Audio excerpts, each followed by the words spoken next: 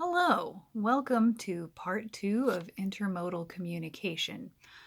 So, today I'm going to talk about a specific exercise that I learned from my mom, who is a social worker and would do workshops um, with various exercises to help people better understand themselves and each other.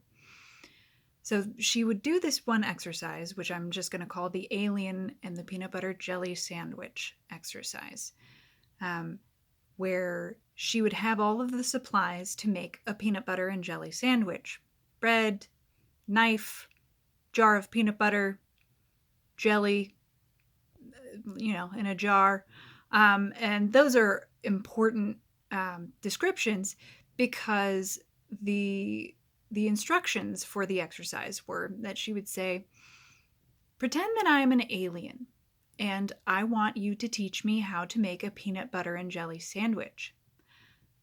Now remember, I have no context for what is implied when you're giving me instructions. So tell me how to make a peanut butter and jelly sandwich.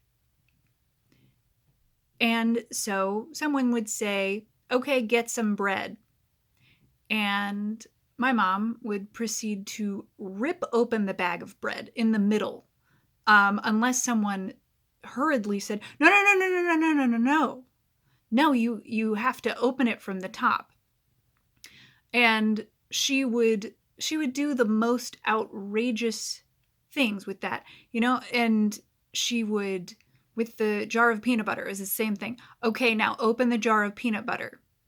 She'd start whacking it on the table, just the most ridiculous thing, because it was intended to get people to pay attention to what they just assume that the other person already knows.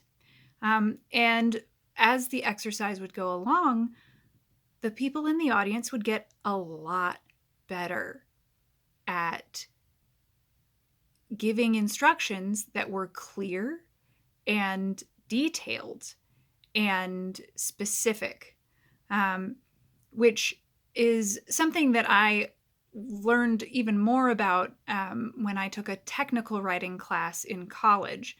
We were given an assignment where we built a structure out of Legos from a specific box of Legos. We were all told to go out and buy the same kind of box of basic Lego pieces and then build a structure and write instructions for how to recreate that structure.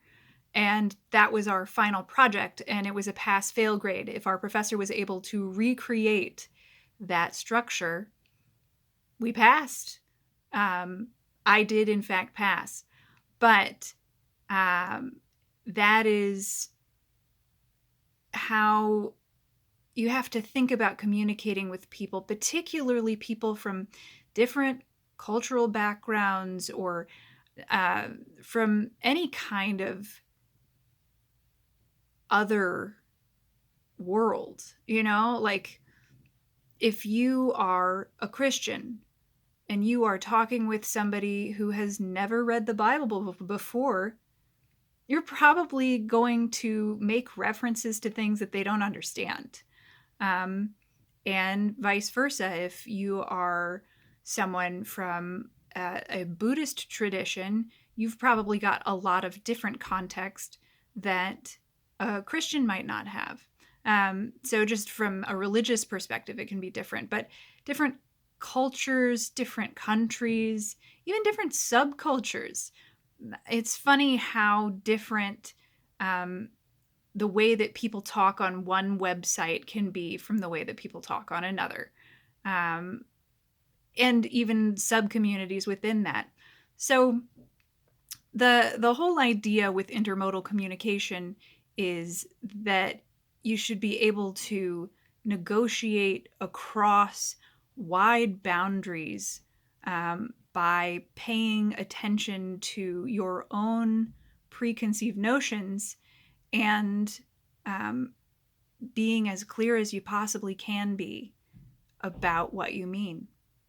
So that's part 2.